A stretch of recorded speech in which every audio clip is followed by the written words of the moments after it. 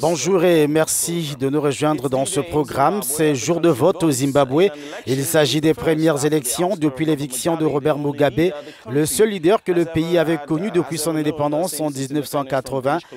Mugabe a été chassé du pouvoir par l'armée en novembre. Au cours de cette élection, Emmerson Mnangagwa, ancien allié de Mugabe, affronte Nelson Chamisa, le leader du MDC, la principale formation de l'opposition. Que pensent les électeurs? Quelles sont leurs attentes? Nyasha Mutuzwa revient sur ce sujet. C'est un lundi historique pour les Zimbabwéens, appelés à élire leurs présidents, députés et conseillers municipaux lors de ces premières élections depuis la chute de Robert Mugabe.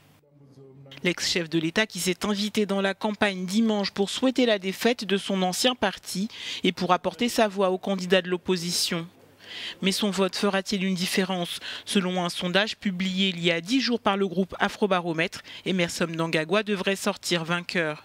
Si l'écart avec Nelson Chamisa s'est réduit à l'approche des élections, le président sortant est toujours crédité de 40% des suffrages contre 37% pour son principal adversaire. 20% des électeurs sont encore indécis, tandis que 3% voteront pour d'autres partis. Si aucun candidat n'obtient la majorité absolue lundi, un deuxième tour sera organisé le 8 septembre.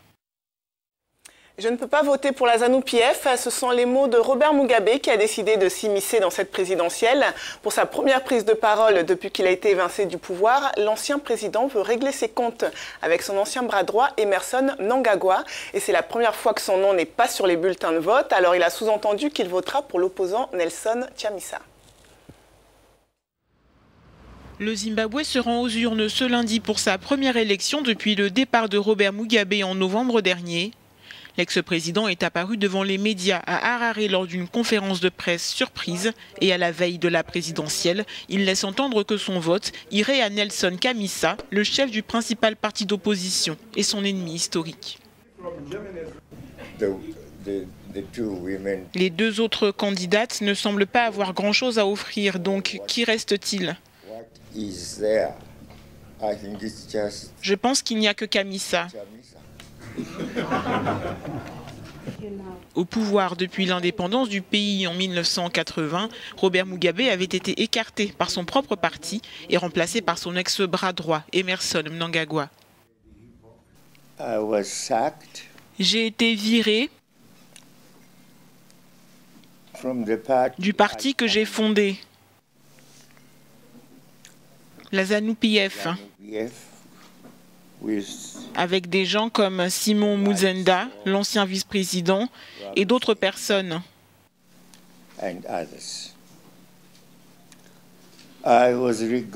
J'ai été traité comme si j'étais un ennemi.